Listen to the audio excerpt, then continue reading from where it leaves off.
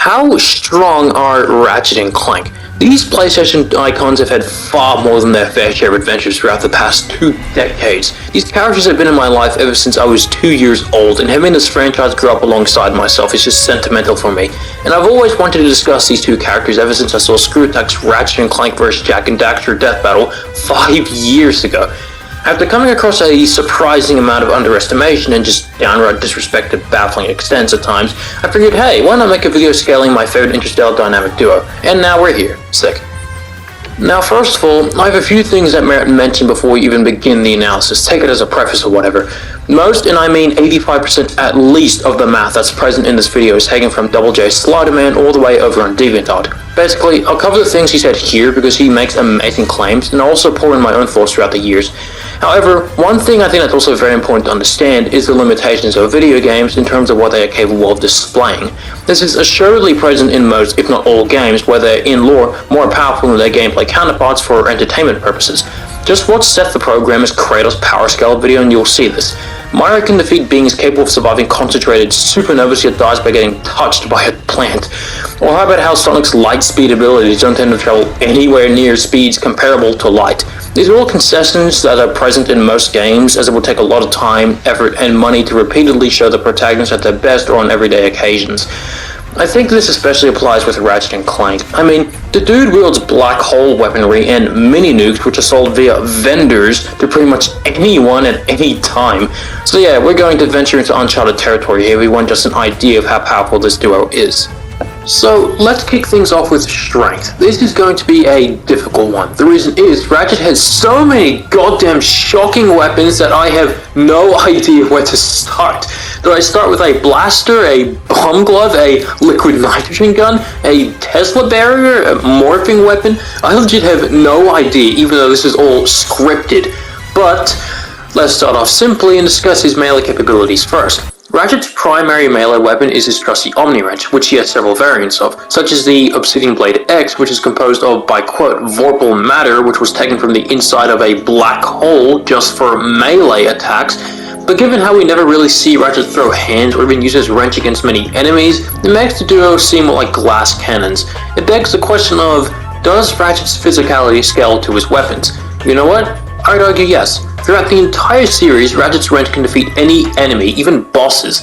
In fact, Ratchet mostly tends to use his weapons when his opponents are out of range, otherwise he'll charge in with a wrench strike instead. As shown in Tools of Destruction, one wrench hit was able to temporarily cripple Percival Tackon's throne, the final boss of the game, which would later see him tanking Ratchet's entire arsenal. His weapons do output more damage, sure, but that doesn't necessarily disparage that his own melee capabilities, as well as sheer endurance of his wrench, scale roughly equivalent to his guns. So with all that said, now we can jump into the meat of things.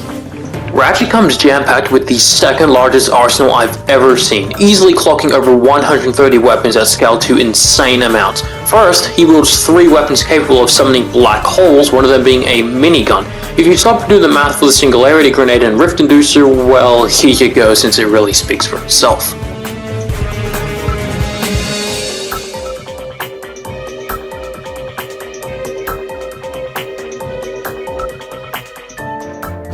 Now, what is large star level? Well, by comparison, our sun is it's an average star. Not big, not small, just average. Yet if our sun were to blow up, the supernova would incinerate us past Mars and graze a chunk of Jupiter. Now, a large star would decapacitate our entire solar system as well as a very small portion of our galaxy, but not very big. What's interesting about these 3 weapons is that they're all sold via vendor and are more than accessible to anyone. Yet, there are weapons that can't be bought via vendor. You know them. The Rhinos. He has about 9 Rhino variants to date and 3 other weapons that arguably scale to the Rhinos, such as the Zodiac, Alpha Disruptor, and Harbinger. Every single last Rhino was deemed too deadly for the galaxy, and some of them were even outright banned in several galaxies. So, planet-busting cannons such as the Planet Buster Maximus and Deplanetizer weren't banned, and in fact were joked about on television, yet every Rhino was banned?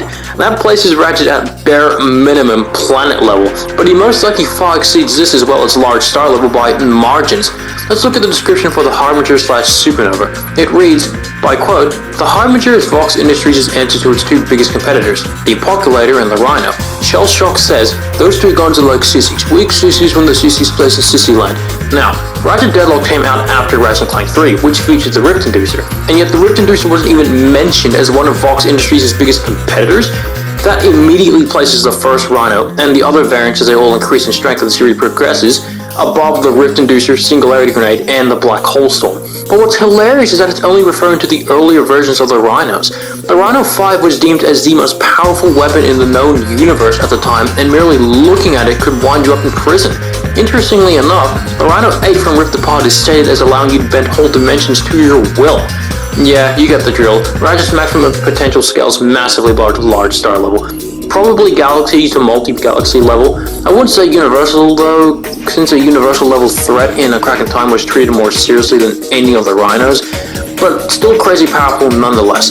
But even then, that's not even all of Ratchet's weapons, only his best. The Pyroster can destroy Drek's mech in mere minutes, which was designed with a cannon that essentially scales at mountain level. The Negatron Collider is a handheld super collider, which even then a standard collider accelerates particles of protons and antiprotons until they collide. Ratchet's Flux Rifle annihilated the building size Bio-Obliterator, which more than likely scales far above building level, in 16 shots. Ratchet wields a literal mini-nuke, and even drones that fire their own micro-nukes, and oof, so much more it's impossible to scale all of them. But yeah, just know, Ratchet's packing some heat.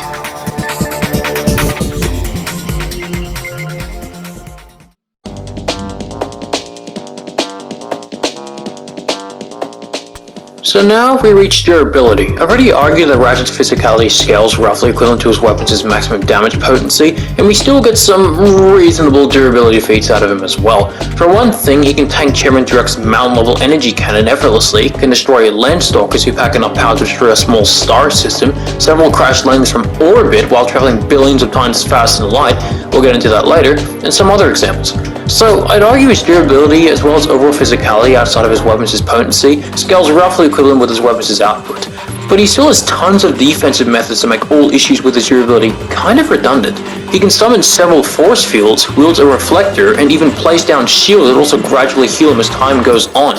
That, or he can just place mini turrets in his large variety of drone weapons to keep his enemies at bay as well. Or moves like the Phantom Dash, which allow him to phase through attacks and even barriers.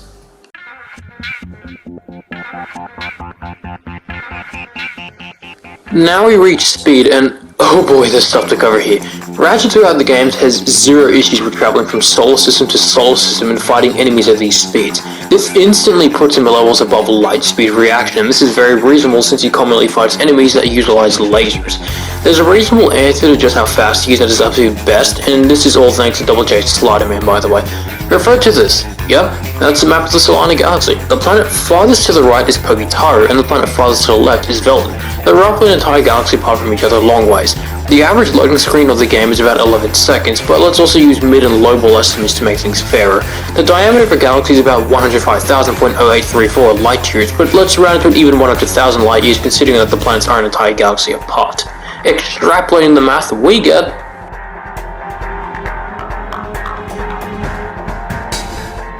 once again, all of these scale to their reactions should they be avoiding meteors and fighting at these speeds, which they do. So, I covered the strength, durability, and speed, but what's funny is that there's still so much crap with them. Let's look at their hacks weapons. There's the Groovatron, which emits a tune so groovy that enemies always dance to it, or just hypnotizes them into doing it. His weapon's capable of freezing opponents near instantaneously, which places them at temperatures as low as 13,000 times colder than absolute zero. His various morph rays, which can even transform creatures into phoenixes. Time manipulation via Clank's influence, as well as immunity to time-altering effects, also thanks to Clank. The Quantum Repulsor, which traps enemies in stasis bubbles until they expire. Leech Grenades, which drain enemies of some of their health supply. Lightning and manipulation with the Thunder Smack, and oh god, need I go on? However, even with all these hacks-oriented weapons, Ratchet still has gadgets that practically make things even more difficult for whoever he may be fighting.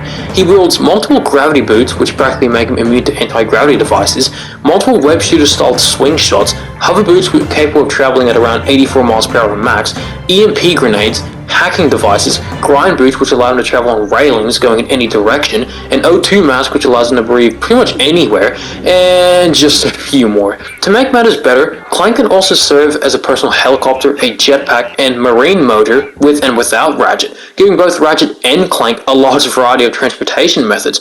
Or, if Ratchet wants, he could just summon his spaceship affiliate onto the battlefield, which is capable of traveling through a black hole, and we've already scaled how fast the ships are, which is further backed by the fact that he casually just exits a singularity's gravitational influence, which not even light can do.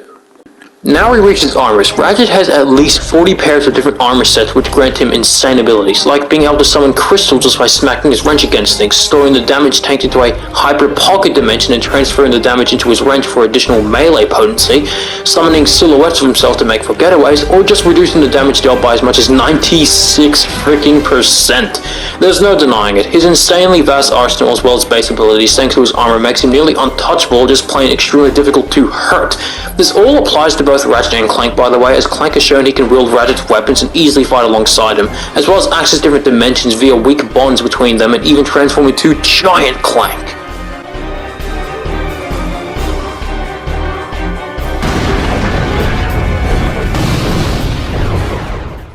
So, to sum it all up,